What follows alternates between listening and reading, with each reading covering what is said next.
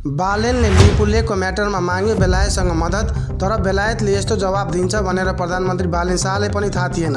लै साथीहरू, लिपुलेखको म्याटरमा प्रधानमन्त्री बालेन शाह कहिले बोल्नुहुन्छ भनेर धेरै सांसदहरूले आवाज उठाउँदै थिए, तर प्रधानमन्त्री बालेन शाह यो म्याटरमा केही बोल्न चाहिरहेको थिएन। तर सांसदहरूको दबावले गर्दा उहाँले बोले र यस्तो बोले कि नेपालमा मात्रै होइन भारतमा पनि समेत हलचल मच्यो। प्रधानमन्त्री बालेन शाहले लिपुलेखको म्याटरमा दुईवटा कुरा स्पष्ट पार्नु भएको छ। पहिलो कुरा, भारतले होइन नेपालले पनि भारतको जग्गा मिचेको छ, र दोस्रो कुरा, नेपाल भारत सीमा सुल्झाउनको लागि भारत सरकार, चीन सरकार र बेलायत सरकारले उपस्थित हुन प्रस्ताव पठाइनेछ। तर यहाँनिर बेलायत सरकारले यस्तो जवाब दिन्छ भनेर प्रधानमन्त्री बालेन शाहले पनि थाहा थिएन। प्रधानमन्त्री बालेन शाहले लिपुलेखको विवाद सुगौली सन्धि 1816 देखि नै भइरहेको छ र यो सुगौली सन्धि बेलायतसँग सम्बन्धित छ भन्ने कुरा उठेपछि बालेन शाहले बेलायत सरकारले यसमा दखल दिनुपर्छ भनेर प्रस्ताव पठाउनु भएको थियो। तर बेलायतको राजदूत रोफेनले यो प्रस्तावलाई सिधै अस्वीकार गरेको छ। उहाँले यो भारत नेपालको आपसी मामला हो, यसमा बेलायत सरकार केही नगर्ने भनेर कुरा स्पष्ट पारेको छ। उहाँले यो इतिहास र पुरानो कुरा हो, यसमा हामी दखल दिने छैनौँ भन्ने कुरा स्पष्ट पार्नु भएको छ।